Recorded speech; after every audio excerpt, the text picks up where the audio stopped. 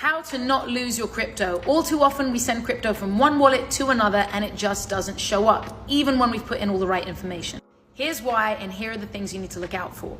One of the main reasons that crypto doesn't show up is because we're sending one version of a crypto to a wallet that is not compatible with that version. Now, how do we know? Well, there are 4 main types of tokens I'm going to break down in this video. Number 1 is native tokens, native to their blockchains. That's what the exchanges like Crypto.com, Coinbase, Kraken, for example, will sell you.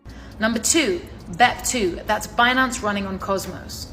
Number 3 is a BEP20, that's Binance Smart Chain, Binance, which is Ethereum compatible. And lastly, you've probably heard a lot about ERC20 tokens, which are basically based on Ethereum.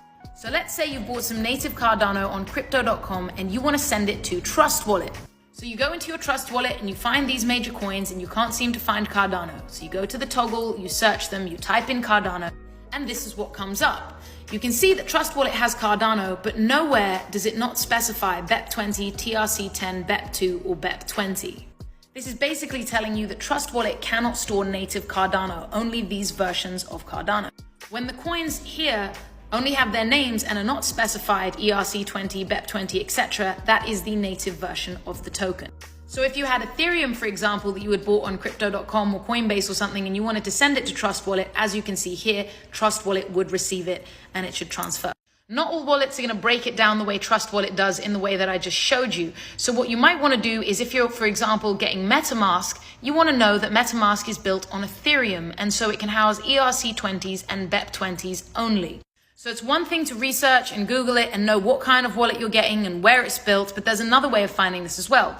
So when I go into Enjin Wallet, for example, which doesn't break it down like Trust Wallet, what I'll do is I'll go to Ethereum and I'll go to my receiving address. I'll press Receive Ethereum and I will look at the address. 0x is an Ethereum address, which means I will be receiving native Ethereum. Bitcoin addresses, for example, start with a 1, with a 3, or with a BC1. So again, Enjin Wallet, I go in to receive Bitcoin, I look at my address, I can see that this is indeed a Bitcoin address. This isn't a wrapped Bitcoin address. So that's basically another way of figuring it out by looking in the wallet. Mainly you just want to Google. Because I've used Cardano as an example, Yoroi is a wallet that stores native Cardano. There are some Cardano incompatibilities. I'll break more down in my videos. Follow me for more. Hit me with any questions on this subject or any other blockchain crypto subject and I will answer.